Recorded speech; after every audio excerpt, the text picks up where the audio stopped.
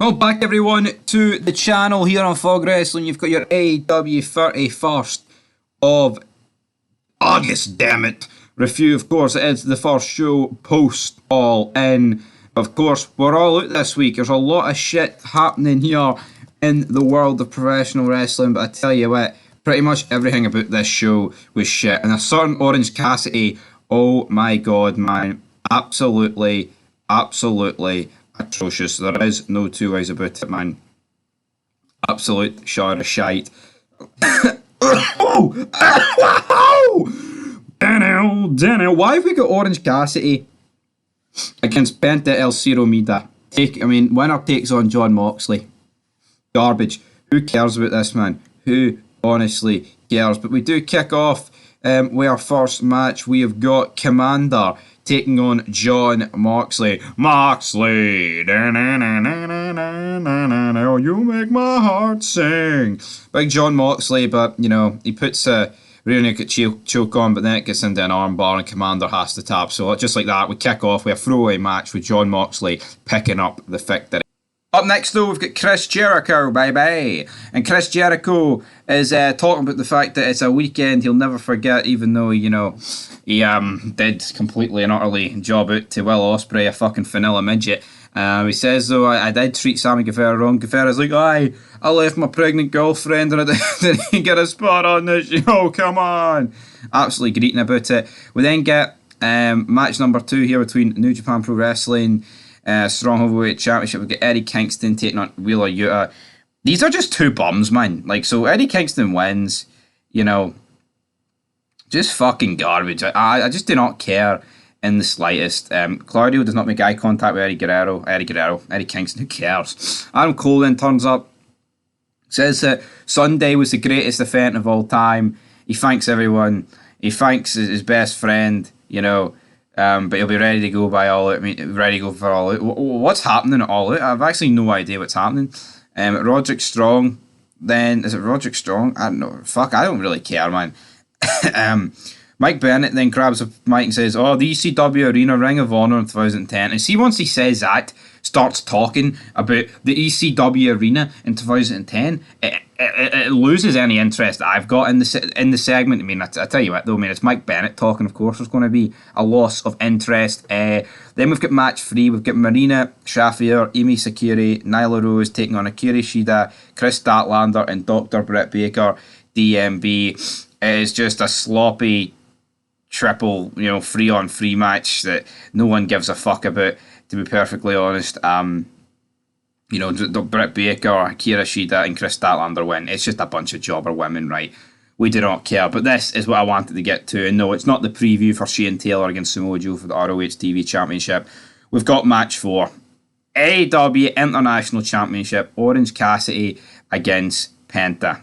I don't give a fuck what happened in the rest of this match, but there is a spot where they're trading Canadian destroyers like punches and they're not selling any of it. This is the death of wrestling. Wrestling is fucking dead. Make no mistake about it, right? And nothing is ever going to... imagine not selling Canadian destroyers. We're currently reviewing 2005 TNA, right? And see, every time P.T. Williams is hitting a Canadian destroyer, they're selling it like he's the next, the second coming of Jesus.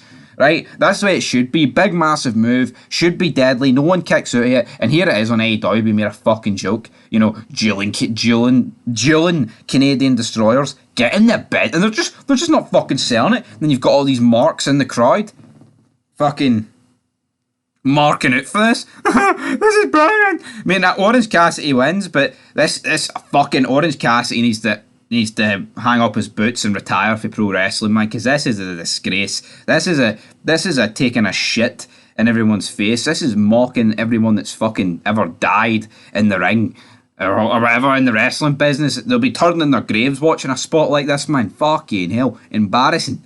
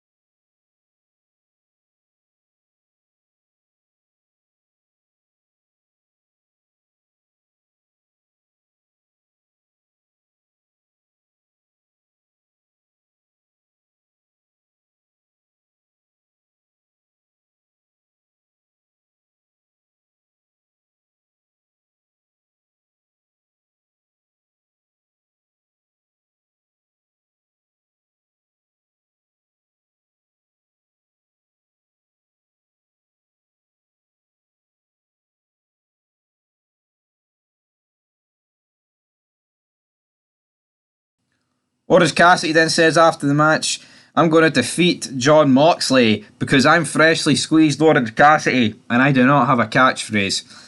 Then Moxley walks down. So yeah, that's those two facing off against each other. Just absolute fucking garbage in the slightest. I mean, literally nothing happened on tonight's show. Like, this is your AEW Dynamite review. Absolutely nothing. Now, Tony Khan did come out and say that there was travel problems. So, I mean, obviously it looks like a lot of people were missing from this show. So, it's, I guess from that point of view, alright, fair enough. They couldn't get everyone there to probably produce what had to be done. What had to be done. What had to be done at the time. But guys, that is where this is going to end. You know, I'll get the wee Tony Khan statement up to read here, but Orange Cassidy and that Penta job are pretty much single-handedly, brother, testify.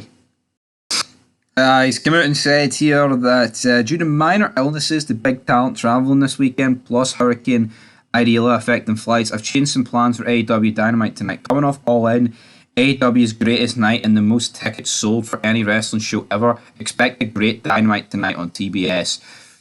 That's what he said. Who cares, guys? It's fucking shite. Wrestling's dead. And Tony Khan, mate, you've actually got a big part to play in why wrestling's dead, because letting things like this happen is just absolutely shocking. Absolutely fucking shocking in the slightest. But anyway, guys, I want you to leave your thoughts down below. That is going to do it for this video. And until next time, I'm going to give us Dynamite a minus 75 litres of orange juice, because Orange Cassidy fucking sucks.